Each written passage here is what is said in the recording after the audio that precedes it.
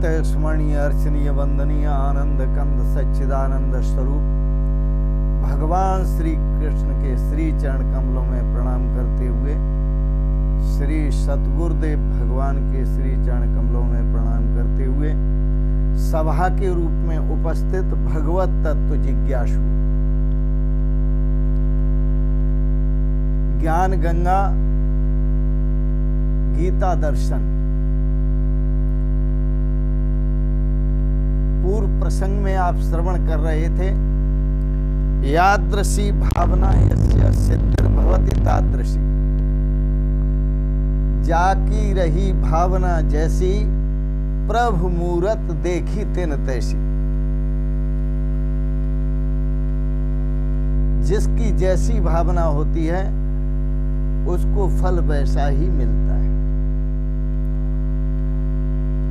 आज के प्रसंग में आप श्रवण करेंगे, भगवान श्री कृष्ण कहते हैं अर्जुन, कांक्षन्तः कर्मणां सिद्धिं यजन्तः ये देवता क्षिप्रम ही मानुषे लोके सिद्धिर्भवति कर्मजा। कर्मों की सिद्धि चाहने वाले, कर्मणाम सिद्धिम कांक्षन्ते, कर्मों की सिद्धि चाहने वाले अर्थात फल प्राप्ति की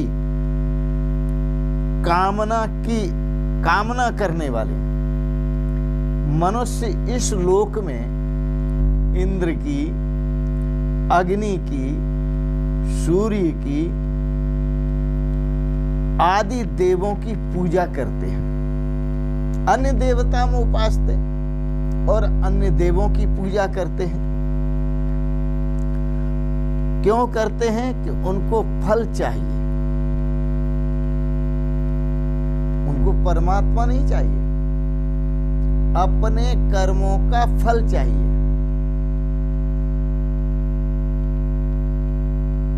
तो फल में क्या मांगते हैं? संसार के भोग विलास को, संसार के पदार्थों को। तो जब संसार के पदार्थों को, संसार की सुविधाओं को, संसार के साधनों को मांगते हैं तो परमात्मा क्यों मिलेगा? क्योंकि उनका जो भाव है वो फल सिद्धि का है कि मैं जो कर्म करता हूं उसका मुझे फल मिले भोगने के लिए। ऐसे व्यक्तियों के लिए श्रुति में कहा, वर्णाश्रमाचार्युताभिमूढ़ा कर्मानुसारेण फलम लभन्ते। जो वर्ण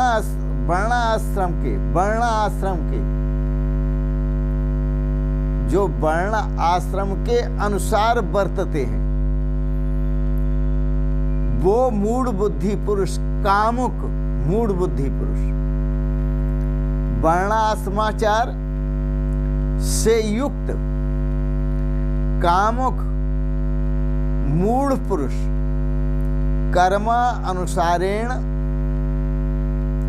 अंतवंत फलम प्राप्यते, अंतवान फल को प्राप्त करते हैं। जो क्षणिक है, क्षणिक सुख की इच्छा रखते हैं और वो फल की प्राप्ति की कामना करते हैं,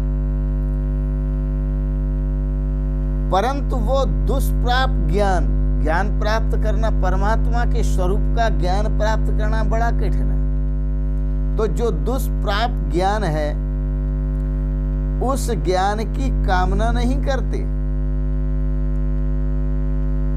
उस जो ज्ञान, कैवल्य ज्ञान, परमात्मा के स्वरूप का ज्ञान है, उसकी कामना नहीं करते। इसलिए वो मूढ़ है, क्योंकि वो फल को चाहते, अपने कर्मों के फल को तो चाहते हैं लेकिन परमात्मा को नहीं चाहते। और भी बृहदारण्यक उपनिषद में एक ऋषि ने बड़ा सुंदर कहा, याज्ञवल्क्य, बहुत सुंदर कहा, अथ यो अन्याम देवताम उपासते, जो परमात्मा को छोड़कर अन्य देवों की उपासना करते हैं। और वो उपासना कैसे करते हैं? अन्यो अशाव, वह देवता अन्य है। अन्यो अशाव, वह परमात्मा अन्य है। अन्यो अहम, मैं अन्य हूं।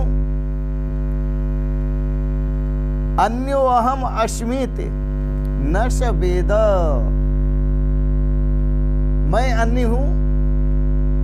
जो ऐसा मानता है, ऐसा मान करके देवी और देवताओं की पूजा करता है, तो जैसे संसार में पशु होता है, इसी प्रकार से वो भी देवों का पशु है। वो भी मनुष्य रूपेण मृगाश्चरन्ति, उसके लिए ज्ञान दुर्लभ है। वह मनुष्य के रूप में मृग की तरह विचरण कर रहा है।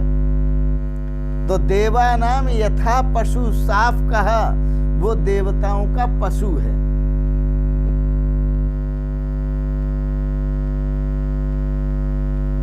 फिर श्लोक देखें, कांक्षन्तः कर्मणाम सिद्धिम यन्तः ये देवताः। सिद्धिम कांक्षन्तः कर्मणाम, कर्मों की शीघ्र सिद्धि चाहने वाले,